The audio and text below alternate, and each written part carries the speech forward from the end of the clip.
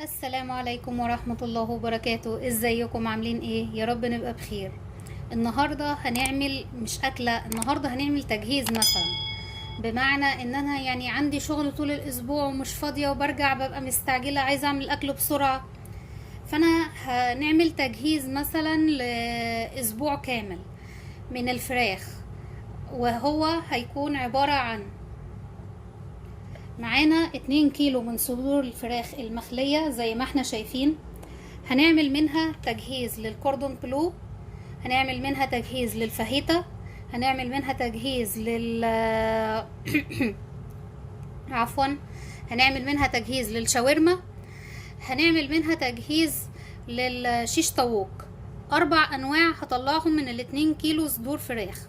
ال2 كيلو دول ممكن يكفونا اسبوع، يكفونا اسبوعين، على حسب طبعا يعني حجم الاسرة. ويلا نبدأ مع بعض. باجي اول حاجة يعني بجيب علبة زبادي اللي هي الكيلو، لاني انا هتبل 2 كيلو صدور فراخ. بنزل بيها حوالي نص كيلو في طبق لوحده كده منفصل، لاني هعمل فيه الخلطة بتاعت التتبيل كاملة. تمام. وبعدين ابدأ اوزعها على كميات الفراخ اللي انا هقطعها واللي انا محتاجاها لكل نوع عندي. ده كده نص كيلو من الزبادي. باجي احط عليه الملح اول حاجة.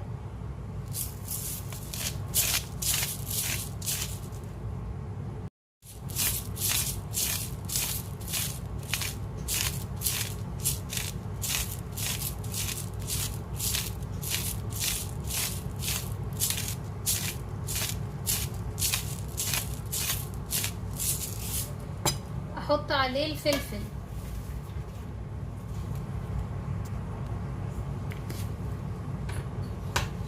عندي زنجبيل بودر بنزل برضو زنجبيل بودر، هيل بودر،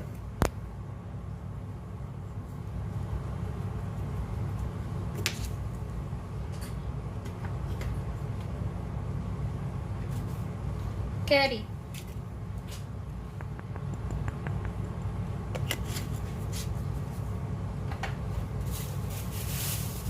وتوم بودر وبصل بودر اخر حاجة بنزل بيها.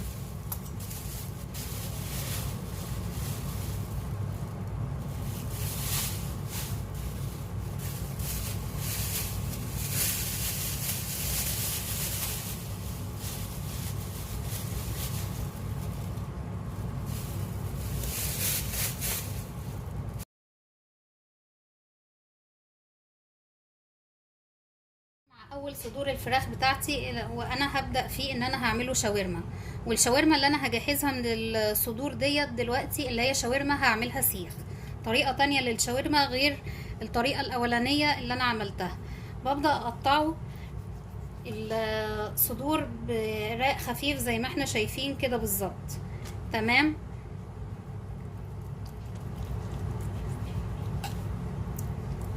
اهو.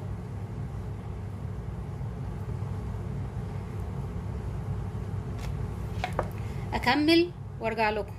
هنا الجزء الاولاني او اول كيس انا بحفظ فيه الفراخ اللي هي اتقطعت شاورما شرايح عشان هعملها في السيخ.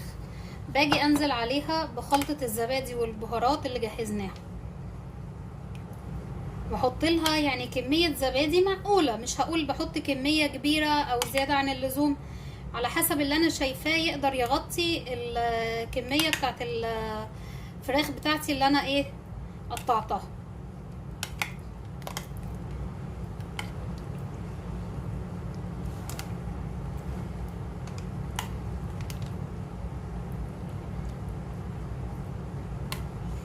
تمام.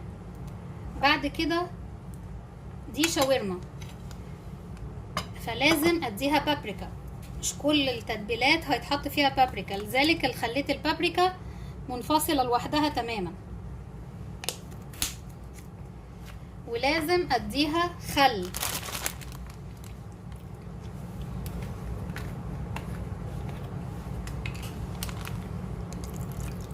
اديتها معلقة خل كبيرة واقلبها في الكيس زي ما هنشوف.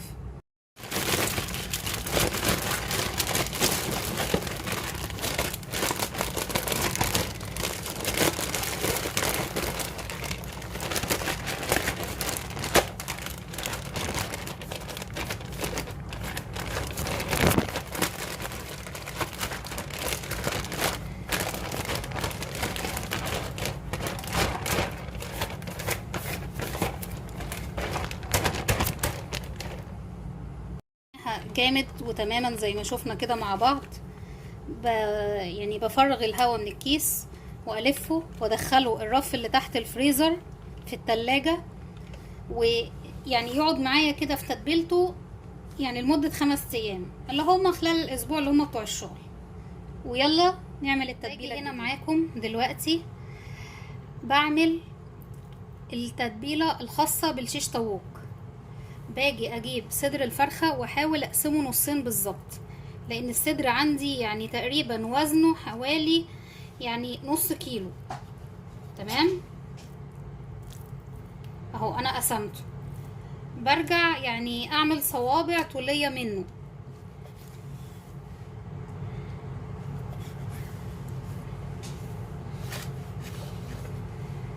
وارجع اقطع مكعبات زي ما احنا شايفين كده.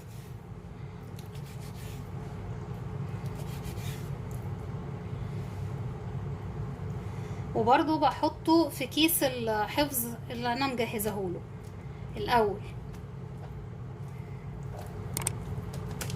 اقطع الجزء التاني برضو بتاع الصدر زي ما هنشوف.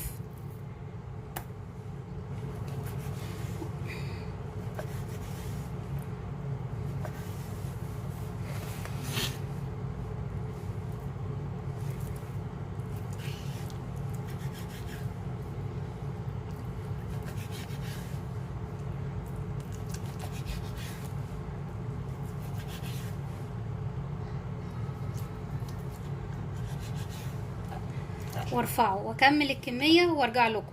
ده هنا الشيش طاووق اللي انا جهزته في التقطيع. بنزل عليه بالزبادي برضو حوالي 4 أو 5 معالق على حسب الكمية اللي انا محتاجاها ليه. بس الشيش طاووق بيفرق معايا ان انا بزود على الزبادي دوت خلطة مشاوي او خلطة شيش طاووق. انا مش بحب خلطة الشيش طاووق لان بيبقى فيها يعني نسب بهارات عالية جدا، وانا مش عايزة ده. انا بحط عليها خلطة المشاوي بتبقى افضل شوية، بتديها طعم احلى، اللي هي خاصة بالفراخ. تمام. واقلبها برضو زي ما هنشوف.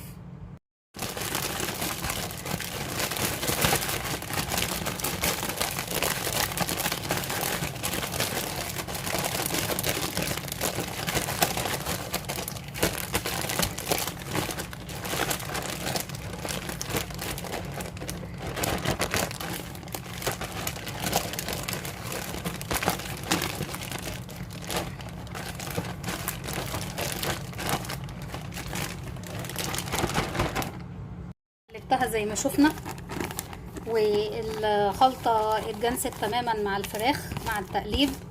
وطبعا الافضل اللي هو التقليب اللي انا عملته داخل الكيس الحفظ عشان اضمن ان كل الشيش طاووق بتاعتي اتبلت كويس. بحطها برضو في رف التلاجة اسفل الفريزر دايركت، وبرضو بتاخد لها 5 ايام في الرف ده. يلا بينا نكمل اخر تتبيلة معانا، وهي تتبيلة الفاهيتا. تمام. وهنشوف هنقطعها فاهيتا ازاي. وانوه ان يعني الكوردون بلو انا شلت الصدور بتاعته سليمة، لان الكوردون بلو بيحتاج ان انا يعني اقطعه واتبله بالظبط وقت ما هلفه، وهنعمل حلقة خاصة بيه ان شاء الله. يلا نبدأ مع بعض. باجي اقطع برضو صدور الفراخ كده شرايح خفيفة، بس المرة دي انا مش بفصلها، هنشوف ليه.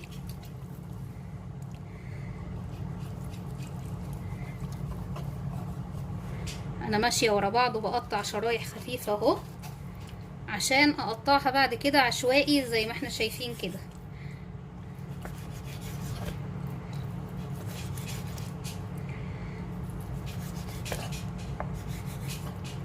هي طبعا مفصولة لاني انا وهوريها لكم فاصلة ازاي عن بعضها اهي. فصلت لاني مقطعاها عشوائي. انا عايزاها تطلع عشوائية، مش عايزاها تطلع يعني exactly حاجة تانية.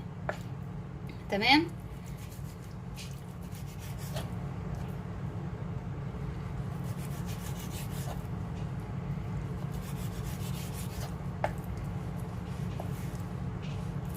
طبعا اللي بلاقيه طويل قوي بعرض الصدر دوت انا بقسمه لاني مش محتاجاها طويلة جدا.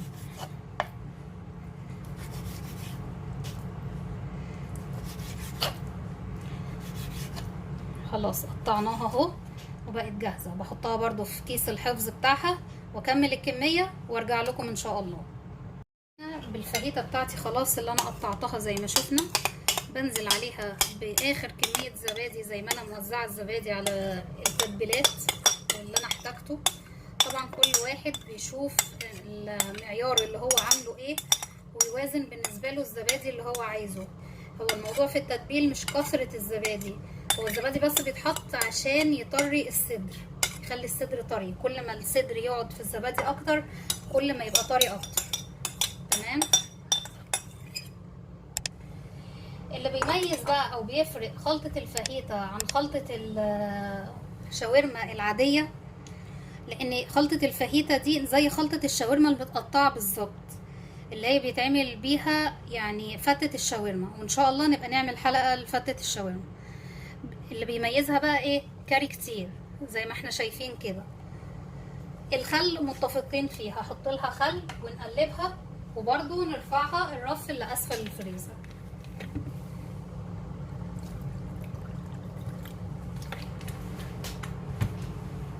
حبايب قلبي نكون وصلنا لنهاية حلقتنا. عملنا تتبيلة الشاورما واللي بيتميز بالبابريكا عشان تديها اللون الاحمر، وتتبيلة الشيش طاووق، تمام، وتتبيلة الفاهيتا او الشاورما المتقطعة الصغيرة اللي تنفع لفتة الشاورما. ارجو ان اكون افدتكم واكون عند حسن ظنكم، وما ننساش نضغط لايك وشير وسبسكرايب للقناة ونفعل جرس التنبيه ليصلكم كل ما هو جديد عندنا.